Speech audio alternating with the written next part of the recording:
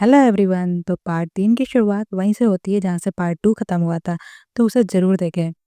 जब मीजे खुशी से उछल रही होती है तभी हैरान होसू उसे शॉकिंगली देख रहा होता है। उसे शक होता है, वो मीजी है ना? तो स्टार्टल मीजी कहती है, नहीं तो मैं तो मीरा हूँ, तुम्हें ऐसा क्यों लगा? वो कहता है कि तुम इतनी एक्साइटेड होकर एक्सप्रेस तो कर रही हो और तुम अपनी यूजुअल सेल्फ जैसी भी नहीं हो। तो अनैड मीजी कहती है, तो तुम्हारा मतलब है मैं खुशी से एक्सप्रेस भी नहीं कर सकती? तो मुझे जानते भी हो, हम लोग कितनी ही बार मिले हैं।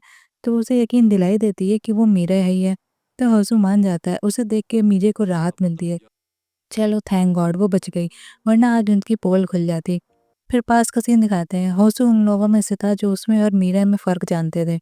मीजी को बचपन से ही अपनी मॉम का अटेंशन पाने में स्ट्रगल करना पड़ता था, मगर होसू के सामने नहीं। वो उसे जैसी भी थी पर्सनैलिटी उसकी, वो उसे पसंद करता था। दोनों क्लास में साथ पीछे बैठ के पढ़ते थे, गेम खेलते थे। होसू के रोने पर वो उसे संभालती थी, मगर अचानक से होसू ने उससे दूरी बना ली थी। अब वो टॉपर मीरा के साथ घूमता था। मीजे को उसकी दोस्त बताती कि दोनों डेट कर रहे हैं। स्कूल टॉपर जो है, ये सुन मीजे को बहुत बुरा लगता है। फाइनल रेस कंपटीशन के टाइम जब वो पूछती है होसू कब आएगा, तो फ्रेंड बताती है होसू और मेरे साथ आने वाले थे मगर अभी तक आए नहीं है। रेस के टाइम जब वो दौड़ती है तो वो अचानक दूर से होसू और मीरा को हक करते देख लेती है। तो अचानक वो गिर जाती है और उसे बहुत दर्द होता है, मगर फिजिकल पेन से ज़्यादा उसे इमोशनल पेन होता है। प्रेजेंट सीन में जब मीजे उन डिनर लेडी के पास जाती है तो वो मना कर देती है रिस्पेक्टफुली। तो मीजी कहती है, मगर आपने बुलाया क्यों फिर? तो वो कहती है, देखो हम दोनों ही अपनी जॉब कर रहे हैं और तुम ही ने कहा था कि मुझे तुम्हारी बात सुननी चाहिए, तो मैंने ऑफर पढ़ लिया और तुम्हारी बात सुन ली। और मेरा डिसीजन है कि मुझे ये डिनर नहीं बेचना है। अब भगो यहाँ से। वो बेचारी मीरा को भगा देते हैं वहाँ से।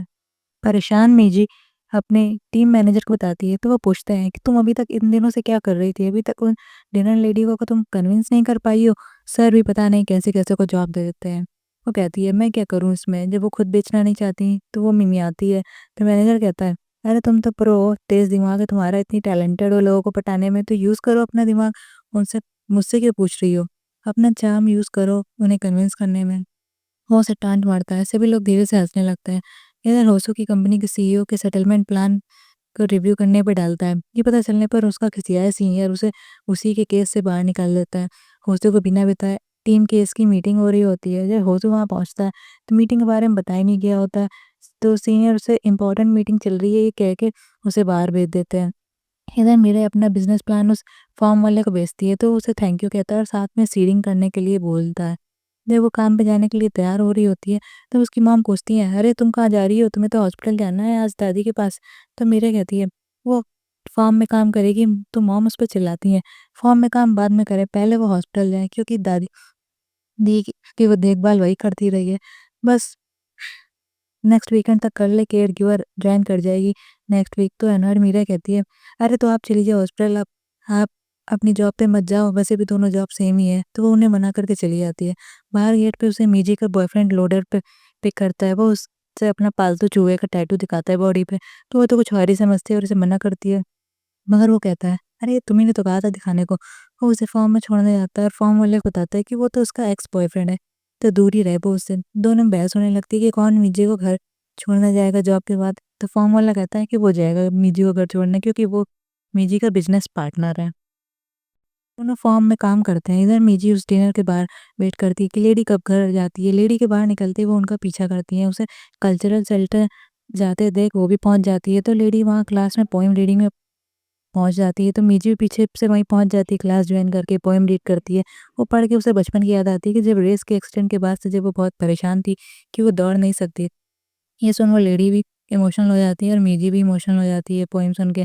दोनों एक दूसरे को देख लेती हैं। मीजी तो उन्हें देखते ही भागती है और एक पर्सन से टकरा के गिर जाती है। लेडी पूछती है उनसे, क्या तुम मेरा पीछे कर रही थी? तो वो कहती है, अरे नहीं, वाकया कोइंसिडेंस है, हम लोग यहाँ पे मिल गए।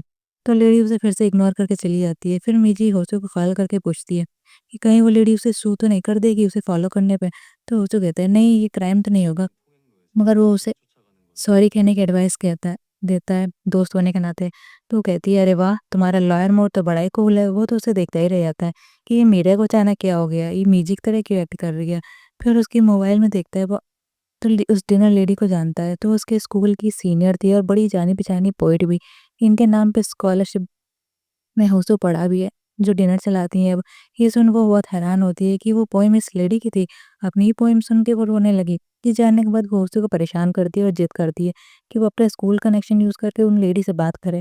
पहले तो वो मना करता है। मीजी उसे बाइक वाले से बचाती है और कहती है, देखो मैंने अभी तुम्हें बचाया है, तो तुम्हें अब मेरी हेल्प करनी ही पड़ेगी। तो वो उसे मना करता है कि हम दोनों के जानने से मैटर और बिगड़ सकता है। उसे मीजी से कन्विंस करना चाहिए और मीजी को ले जाना चाहिए। तो मीजी पूछती है, अरे उसी के बीच में ला रहे हो? तो होतू कहता है, तुम्हें तो पता ही है मीजी ये काम कर सकती है। वो लोगों से जल्दी घुल-मिल जो जाती है, उन्हें जल्दी अपना दोस्त बना लेती है। ये सुन मीजी हैरान होती है, हैं? मैं क्या सच में लोगों के दिलों के दरवाजे खोल देती हूँ? ये सुन उसे रियलाइज़ होता है और उसे पास्ट याद आता है। जब वो स्कूल में थी तो सभी लोग उसे अटेंशन दिया करते थे, उसके चीयरफुल स्पार्कल और पॉजिटिव एनर्जी की वज़ह से। मगर रेस एक्सीडेंट के बाद से जब वो लोनली हो गई थी तो लोग उससे दूर होने लगे और मेरे को अटेंशन देने लगे थे। ये देख के मीजी को बहुत बुरा लगता था और उसने समझ लिया था कि अब वो लोगों से पहले की तरह घुल-मिल नहीं सकती है। प्रेज़ेंट में वो सोचती है, अरे मैं क्या कर सकती हूँ? इधर मीरे को रात तक काम करते थे, फॉर्म वाला कहता है उसे डिनर कर लेना चाहिए अब। तो वो घर जाना कहती है और उसे सुरक्षित घर जाने पहुँचाने की रिक्वेस्ट करता है। रास्ते में बेचारा लोडर खराब हो जाता है तो मीरा उसे हटा के खुद गाड़ी चलाती है। तो वो कहता है, अरे वाह! तुम गाड़ी इतने मस्त कैसे चला सकती हो? जबकि साइकिल चलाने में तो तुम एकदम बेकार हो। वो कहती है, साइकिल चलाने में बॉडी यूज़ होती है और गाड़ी ड्राइव करने में केवल टेस्ट पास करना, और मैं टेस्ट पास करने में तो बहुत ही एक्सपर्ट हूँ। तो फिर वो खुद को घर पे ड्रॉप करती है और उसे बताती है कल उसे हॉस्टल जाना है। तो वो उसकी सैलरी देता है और चला जाता है। अगले सुबह मीजे फिर से गिफ्ट लेके डिनर लेडी के यहाँ पहुँच जाती है और वो पूछती है कि क्या तुम रिश्वत लाई हो? तो वो कहती है, नहीं नहीं, वो उसे सॉरी कहने आई है और वो उसकी पोएम उसे बहुत पसंद आई। तो वो बताती है कि उसका दोस्त है, उसे पता चला कि आप उसी के स्कूल की हो और उसे आपके नाम की स्कॉलरशिप भी मिली थी।